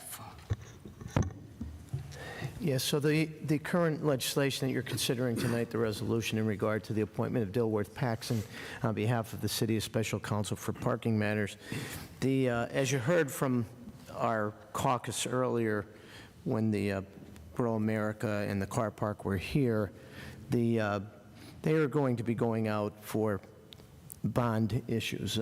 Basically, they need refinancing. Public financing is an extremely specialized portion of the law, and not all attorneys are allowed to actually practice in that field. I myself am not. I'm pretty sure there's nobody here in the city that has their certification to do that work. And that's because it's just so highly specialized. And Dilworth Paxson is a firm that's been around for almost 100 years at least. I know they do a ton of this type of work because we are going, this is really council and the city setting yourselves up to be protected in case when they go out for the bond deal, the city's protected. I do need you to keep in mind that the appointment of this council costs the city zero. Even though the numbers are in the resolution, that's just to show what their fees are. But those fees will come from the proceeds of the bonds once the bonds go out to the public. As you heard from Grow America, I believe Mr. Trevisani told us that because of the issues that they dealt with during the pandemic, and we all know what those were, the whole world was shut down. So nobody was putting money into parking meters, and no money was coming in, and they still had to make payments to their bond holders, their investors. And they basically, from what they said today, it sounds to me like they used up all the reserves they have. They tried to wait out from what they said, it sounds like they tried to wait out the markets, hoping that the interest rates would drop. They have not. And so now they have to go out to do this at a great loss, from what he said, for the actual bond holders. So I don't know what that amount would be, but obviously the bondholders themselves have made the decision that they're better off losing whatever money they're going to lose now to make sure that the system itself stays strong and doesn't fail completely and enter into a bankruptcy, which would, at that point, impact the city of Scranton and the taxpayers. So you're really just doing this prophylactically so you have counsel, the city has counsel, to make sure that whatever changes are getting made to that concession agreement when it goes out to bid, the city itself is protected. Okay. Thank you, Attorney Gilbride. Just so it's repeated again, the legal fees and this legal contract are going to be covered by the proceeds of the bond. That's correct. In these type of public financing deals, those come from the bond proceeds. Thank you. Okay. Frank, 5B. 5B for introduction, a resolution. Reappointment of Michael Hanley as a member of the Scranton Redevelopment Authority Board for a term to expire on February 4th, 2030. At this time, I entertain a motion that item 5B be introduced into its proper committee. So moved. Second. On the question, all those in favor of introduction signify by saying aye. Aye. Aye. Opposed? The ayes have it, and so moved. 5C for introduction, a resolution. Appointment of Thomas Miller as an alternate member of the Civil Service Commission for a term to expire with the term of the mayor. At this time, I entertain a motion that item 5C be introduced into its proper committee. So moved. Second. On the question, On the question, when looking at the background information in the resume, it may appear that this individual has moved to the city in 2022, but it does say he's working remotely. Can we just ensure that this individual does have residence in the city of Scranton? I will, Mr. Schuster. Thank you. all right, all those in favor of introduction signify by saying aye. Aye. Aye. Opposed? The ayes have it, and so moved. 5D for introduction, a resolution authorizing the City of Scranton's fire chief as emergency management coordinator to sign an agreement with Pennsylvania Department of Transportation to access the PennDOT Cameron system in the Scranton area for emergency management and emergency incidents. At this time, I entertain a motion that item 5D be introduced into its proper committee. So moved. Second. On the question, all those in favor of introduction signify by saying aye. Aye. Aye. Opposed? The ayes have it, and so moved. 5E for introduction, a resolution authorizing the mayor and other appropriate city officials to execute and enter into any and all documents necessary to purchase certain portions of the property situated at the 200 block of South 10th Avenue in Scranton, Pennsylvania, parcel number as noted. At this time, I entertain a motion that item 5E be introduced into its proper committee. So moved. Second. On the question, all those in favor of introduction signify by saying aye. Aye. Opposed? The ayes have it, and so moved. 5F for introduction, a resolution authorizing and approving the fee agreement for legal services from the law firm of Dilworth Paxson LLP on behalf of the City of Scranton as special counsel for parking matters. At this time, I entertain a motion that item 5F be introduced into its proper committee. So moved. Second. On the question, On the question, so like you, Ms. Todowanich, when I saw this legislation, I thought, oh, God, we need more lawyers, because that happens a lot here. But I just want to thank Mr. Gilbride for bringing up the valid points and the necessity of this specialty. I'm disappointed that that should have been included in the legislation, so none of us would have had the questions that you had or I had. It's just another example, because this happens a lot, where we get something late, last minute, you know, it raises my eyebrow, and I'm, you know, and like you, because we've been, you know, brought out before in front of us, like, wait, you're getting more lawyers, more consultants, more. So I'm glad that Solicitor Gilbride clarified that for all of us, and I appreciate it. Thank you. Thank you. Also on the question, that was what I had written down for tonight as well. Why can't our law department handle this? We have more lawyers than we've had in the past, and the salaries over the last few years have gone up. Maybe it's something we think about moving forward, having someone on hand that does have some of these skills. But thank you, Mr. Gilbride, for speaking with the administration and getting our answer. All those in favor of introduction signify by saying aye. Aye. Aye. Opposed? The ayes have it, and so moved. 5G for introduction, a resolution amending board appointment resolutions to bring historically incorrect terms into compliance with state and city law for the Scranton Redevelopment Authority, Board of Ethics, Planning Commission, and the Scranton Parking Authority. At this time, I entertain a motion that item 5G be introduced into its proper committee. So moved. Second. On the question, all those in favor of introduction signify by saying aye. Aye. Opposed? The ayes have it, and so moved. Sixth order, 6A, reading by title, filed to council number 60, 2025, an ordinance authorizing the mayor and other appropriate city officials to execute and enter into a cable franchise agreement between the city of Scranton and RCN Telecom Services, Lehigh LLC, doing business as Astound Broadband. You've heard reading by title of item 6A. What is your pleasure? Mr. Chairman, I move that item 6A pass reading by title. Second. Second. On the question, all those in favor signify by saying aye. Aye. Opposed? The ayes have it, so moved. 6B, reading by title, filed to council number 61, 2025, an ordinance ratifying the execution of temporary construction easement agreements for parcels located at 1771 McDonough Avenue and 1804 Bloom Avenue, Scranton, Pennsylvania. You've heard reading by title of item 6B. What is your pleasure? Mr. Chairman, I move that item 6B pass reading by title. Second. On the question, all those in favor signify by saying aye. Aye. Opposed? The ayes have it, and so moved. Seventh order, 7A, for consideration by the Committee on Public Works for adoption, filed to council number 59, 2025. Amending filed to council number 92 of 2021.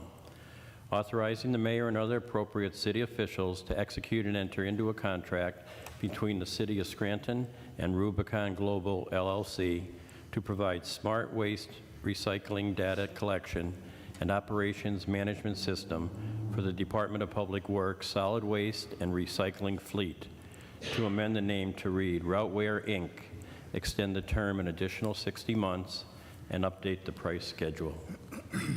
What is the recommendation of the chairperson for the Committee on Public Works?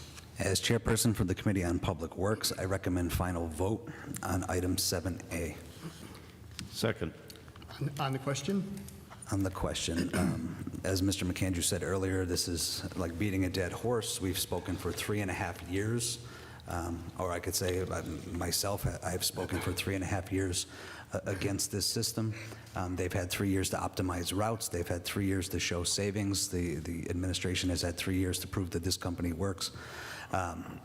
We've seen no return on investment. We've seen no savings. We've seen no savings that were reported. We've seen no maintenance of our vehicles. The last caucus that we had, we heard of some issues that this system may even be, in fact, causing to our vehicles. And our routes are not completed and optimized. So I don't know why, after 3 years with this company, we would continue to go down this path and extend this contract for another 5 years. I will be voting no, as I have since the start. thank you, Mr. Schuster. Oh, on the question, so I voted no for the first contract. And I'm glad I did, because their performance was below subpar. They made promises they never kept. $1 million first year savings, come on. And then they rolled it out 3 times in the 3 years. And every time they did, garbage laid for weeks. They'd come back and say, well, you know, we're collecting data that we can get easily from the landfill. which we already did. And then, then they changed hands and they came in and, initially the contract was going to be a 1-year renewal. So again, I mean, I can't reward a 5-year contract for performance that was horrible. And we are beating a dead horse here. They've proven nothing to me. And, we got a couple people that think it's okay because, they're okay with change. And it wasn't about change when it came to the DPW workers. Initially, they wanted to sit down for free and map this out. And then after, this 3-year contract with subpar performance, they want us to just give them a 5-year contract. And then also that enlightened me was this young man, Mr. Smurl, who brought great expertise and perspective the past 2 weeks. I thank you again. So, like I said, I don't want to beat a dead horse. And then, of all things, I take a little deeper look into the legislation. And Rubicon changed owners. And out of the 49 other states in the United States, guess where this company is? Portland, Oregon. I know. I mean, I don't know. It just keeps getting too much for me, so I'll be voting no, actually. Thank you, Mr. McAndrew. On the question, I had the opportunity to meet with Jack Rieger the other day, ask a number of questions. He gave me a demonstration of exactly how the new routeware program is working. They gave a presentation here before us. As is any program, it's important to note that no program will work unless the people are committed to it. We have new leadership down at DPW over the last 2 to 4 months, and it appears as though the vast majority of our DPW workers have embraced this program. It seems to be working. As of right now, we haven't paid anything. The bill's 70 days overdue.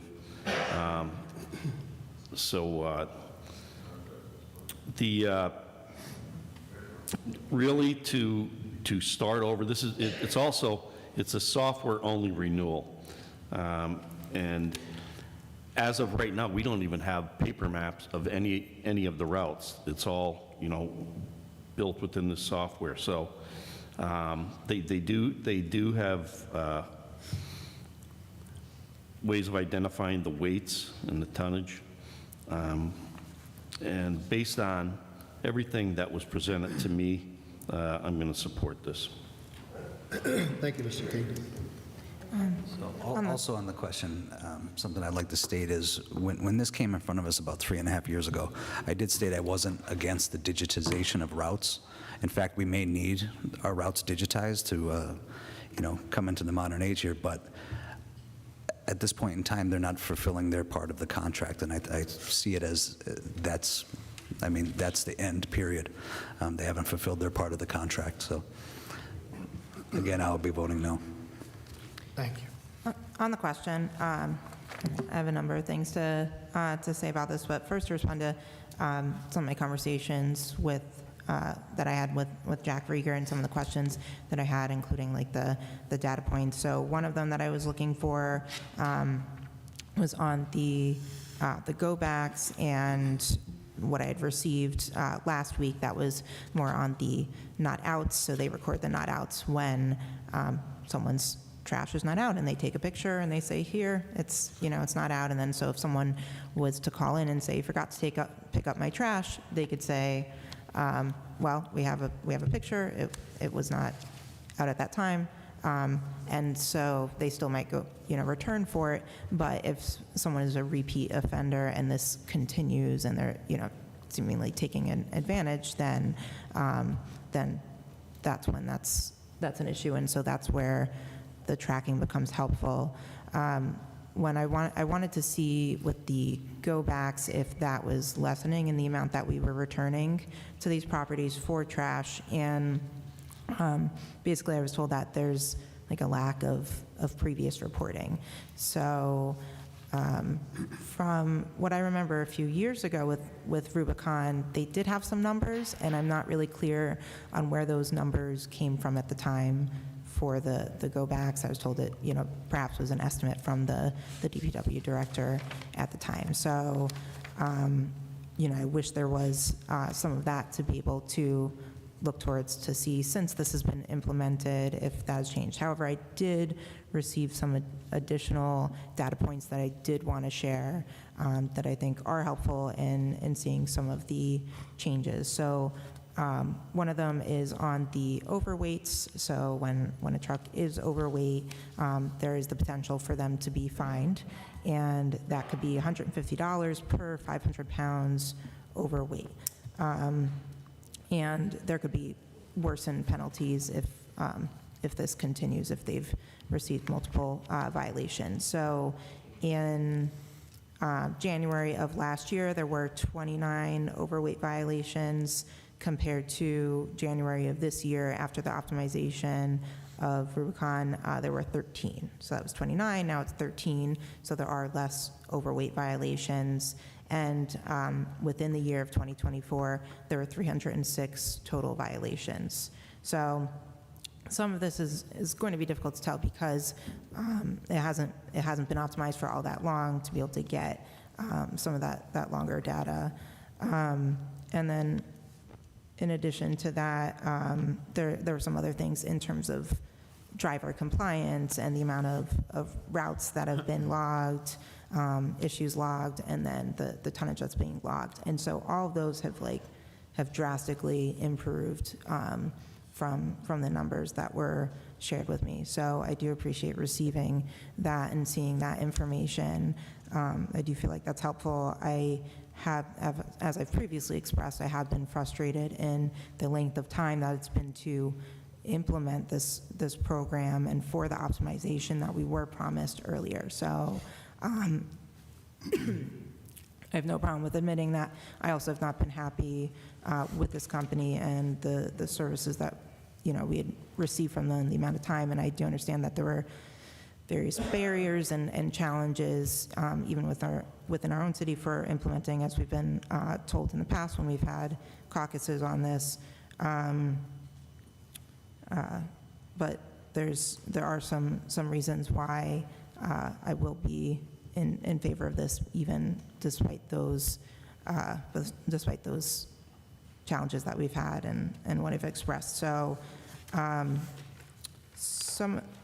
one of the biggest points is that if tomorrow, if we did not have this, if we voted no and this did not pass tonight, then what is our next step? So yes, we could then put out a bid for other software, but what are the drivers going to do tomorrow? Is trash going to be picked up?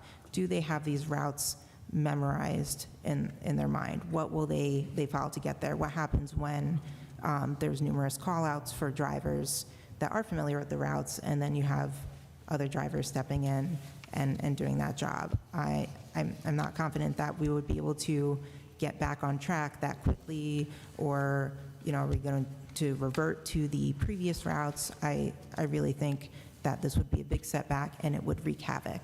And even like we are in this, unfortunately, and I think it would be too difficult to get out of the software and then get into another one. Also, the contract, I did want to ask Solicitor Gilbride just to speak briefly on the contract. So, and as it was mentioned by one of our other council members, that we are past due in paying on the contract. So my question is, does that put us at legal risk with this contract that's here before us tonight, if we were to vote on it? Councilwoman, I with regard to being at risk, once we agreed to the contract and signed off by both parties, it's a binding contract, so your only risk is that going forward over the life of the contract, the city would be on the hook to pay that for the next 5 years. I mean, that's your risk.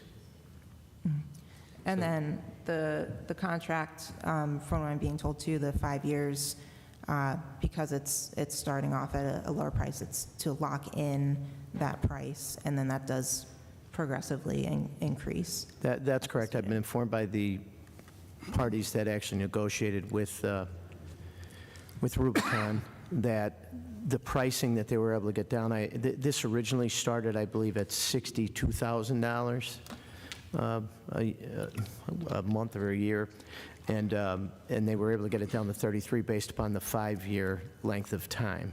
That's not unusual in contract situations. You will pay less. Companies will take less if they know they have it for a longer period of time. If you're looking for a short period of time, you can expect that the cost will go up. What it would go up, I can't tell you. I can only tell you that it started at 60-some thousand and then ended up at the current price of 33 based on the 5-year contract.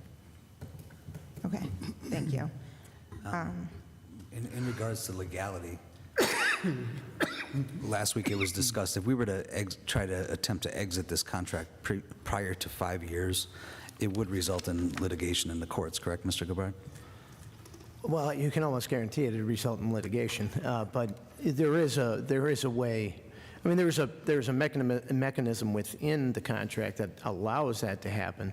If we use our right, if the city deemed that that they were in violation based upon what's in the contract, unless it was obvious, which I'm not sure anybody would admit to, you can bet that they would probably threaten legal action or take legal action. But again, we're not dealing in facts here. We're dealing in what could have happened. Correct. Both parties would have to agree that there was a breach in contract, correct? Yeah, both sides would actually have to agree. So we'd have to say that they were in breach. And then if they weren't going to sue us, I would imagine that's because they either found that it wasn't worthwhile monetarily or they agreed that they were in breach. Yep. Thank you.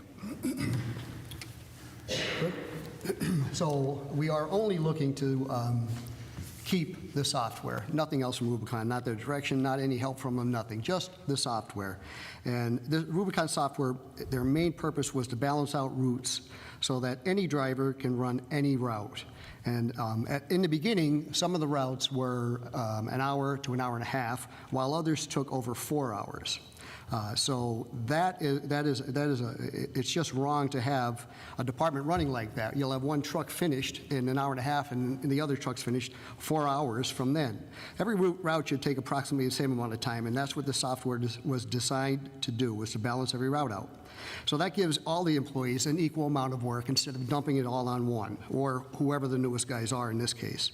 It also gives us the ability to cover routes when somebody calls in sick and we can't just put somebody in a truck without any direction. So anybody else with a CDL license can also get in this truck and follow that route without having a problem. So if this doesn't go through and happen, tomorrow we shut it off. We don't have maps. We have no way to know except for the memory of the drivers. Asking a driver to run the route, it's totally unfair. That's unfair to him, and it's unfair to the taxpayers to have one person know a route that they're on. I don't see how that is beneficial at all. We have no other way of moving forward with this. So just to turn it off and start over just doesn't make sense. And the beginning of this whole thing was because everybody was afraid that they were being just tracked and watched everywhere they were going. Believe me, if that was the case, we'd have a different looking DPW today. So that really isn't the case. None of that has ever happened. This was designed to make everyone's job easier.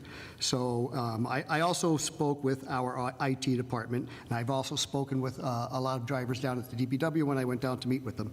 So I trust our IT department's judgment, and if I didn't, then I would not vote no, but I will be voting yes. Roll call, please. Mr. King? Yes. Mr. Schuster? No. Dr. Rothchild? Yes. Mr. McAndrew? No. Mr. Smurl? Yes. I hereby declare item 7A legally and lawfully adopted.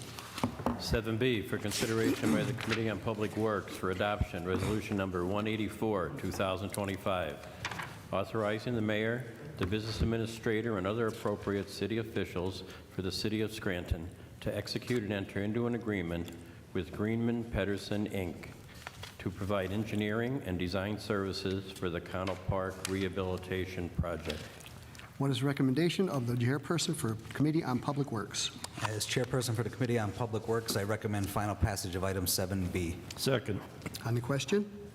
Roll call, please. Mr. King? Yes. Mr. Schuster? Yes. Dr. Rothchild? Yes. Mr. McAndrew? Yes. Mr. Smurl? Yes, I hereby declare item 7B legally and lawfully adopted. 7C for consideration by the Committee on Community Development for adoption, Resolution Number 185, 2025. Resolution for plan revision for new land development located in the 400 block of Davis Street. What is the recommendation of the chairperson for the Committee on Community Development? As chairperson for the Committee on Community Development, I recommend final passage of item 7C. Second. On the question? Roll call, please. Mr. King? Yes. Mr. Schuster? Yes. Dr. Rothchild? Yes. Mr. McAndrew? Yes. Mr. Smurl? Yes, I hereby declare item 7C legally and lawfully adopted. Eighth order, 8A, Resolution Number 183, 2025. This resolution is a liquor license transfer, and it will be tabled until the public hearing, which was held this evening. It will be brought back from the table next Tuesday and placed in seventh order for a final vote. If there is no further business, I'll entertain a motion to adjourn. Motion to adjourn? Thank you. This meeting is adjourned.